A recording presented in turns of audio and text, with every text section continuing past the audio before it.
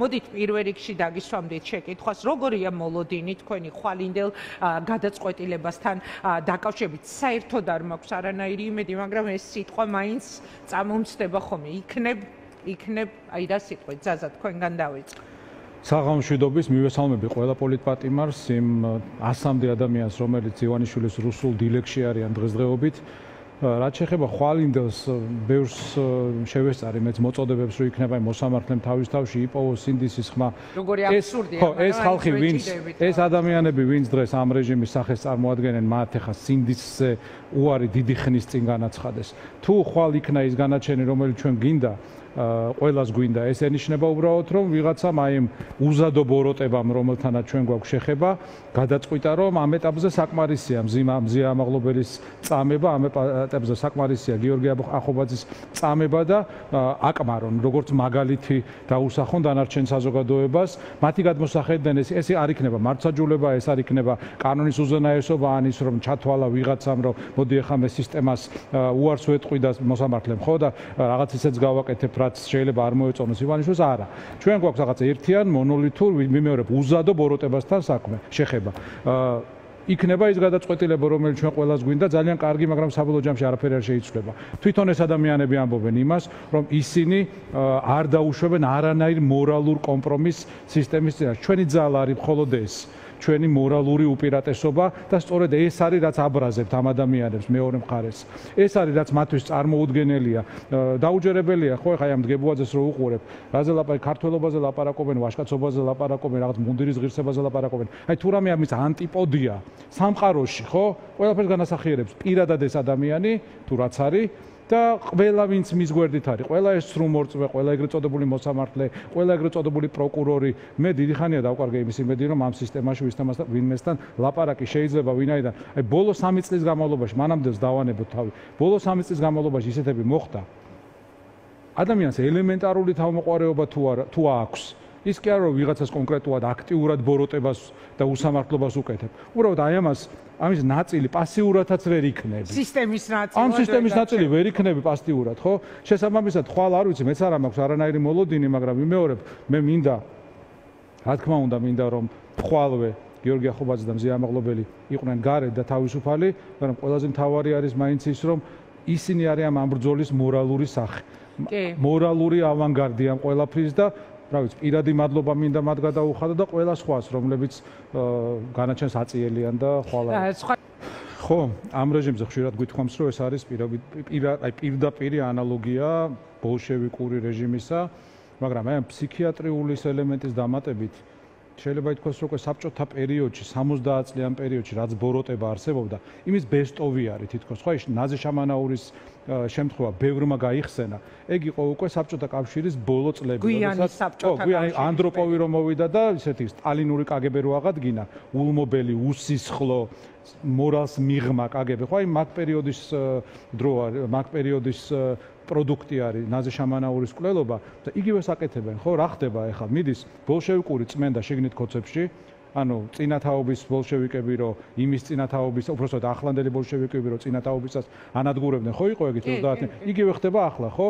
ახლანდელი ქოცები წინათაობის ქოცებს, რომლებზეც გვეუბნებოდნენ მაშინ, რომ აი ესენი არიან ყველაზე კარგები, ყველაზე პატიოსნები, ყველაზე პატრიოტები და აღმოჩნდა, რომ კორუმპირებულები არიან კი არა. რაღაც აი საარაკო ციფრებს ედავებიან, რაღაც 300 მილიონებს და 800 მილიონებს. რაზე ვლაპარაკობთ? ციფრებზე.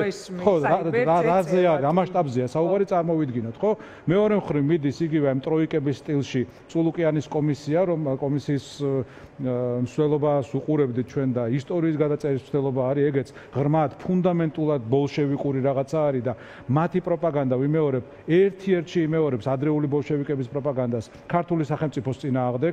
ბოლშევიკები აი სისხლიანი და ტალახიანი ჩექმებით რო შემოუძღვენ ტერს საქართველოში, ამბობდნენ რომ ის ნათელი პირველი რესპუბლიკა იყო სისხლიანი 3 წელი, რომ ნოე ჟორდანია, ნოე რამიშვილი და მაშინდელი აი სოფლიო დემოკრატიის კორიფეები თურმე იყვნენ კვლელები, მწარმოებლები და ჯალათები. აი ნოე ჟორდანიაზე ამბობდა ამას სერგო ორჯონიკიძე, ისე რა ქვია, ფილიპე მახარაძე და ეს მოღალატეები. იგივე ხდება, აი სიტყვებსაც არ ცვლიან, ხო? და ახლა უკვე ნაზი შამანაურის შემთხვევის პირდაპირი ანალოგია. ეხლა გიას აზრი მინდა გავაგრძელო.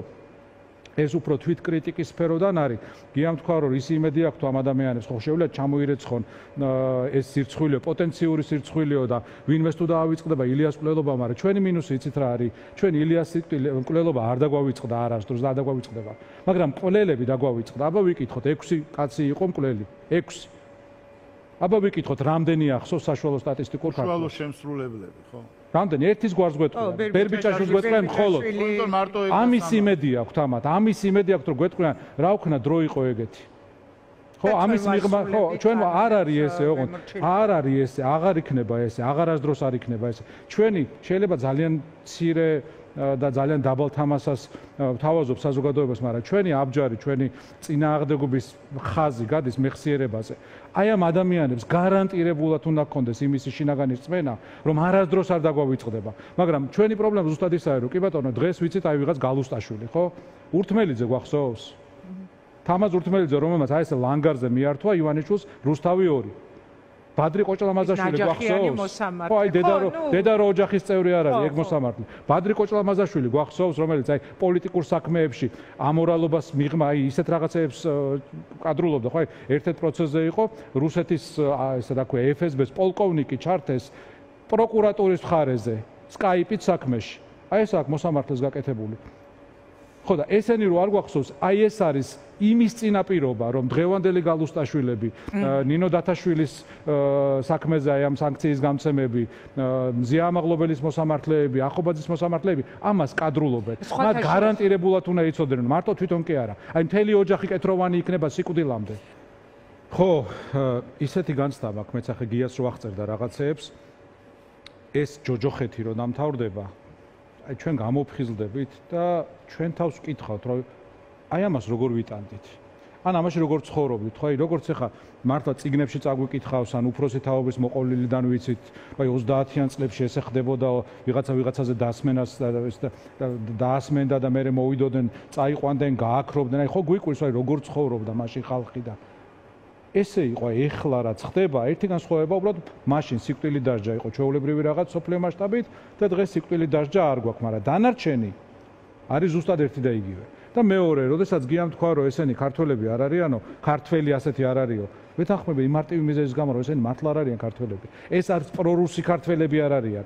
ეს არის რუსული რეჟიმი, ან პირდაპირ ის ერთი კაცი ბიძინაც არ არის. პუტინია.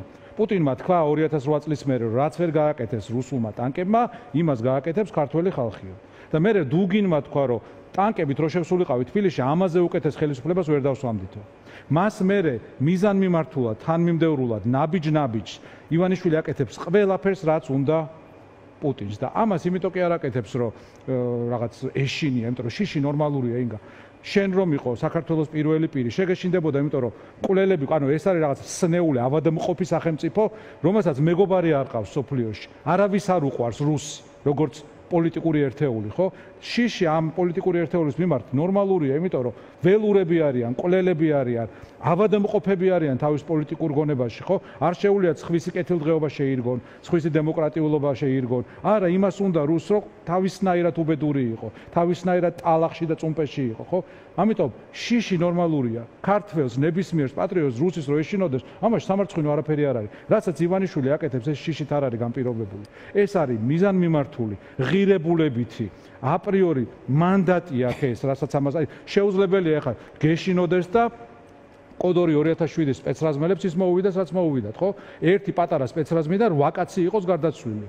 შეუძლებელია რომ ქართველი ჯარისკაცების სია უცბად აღმოჩნდეს რუსების ხელში. შეუძლებელია რომ რუსეთის აგენტი უცბად შევიდეს ჩვენ საიდუმლო სამხედრო ობიექტებზე, ხო?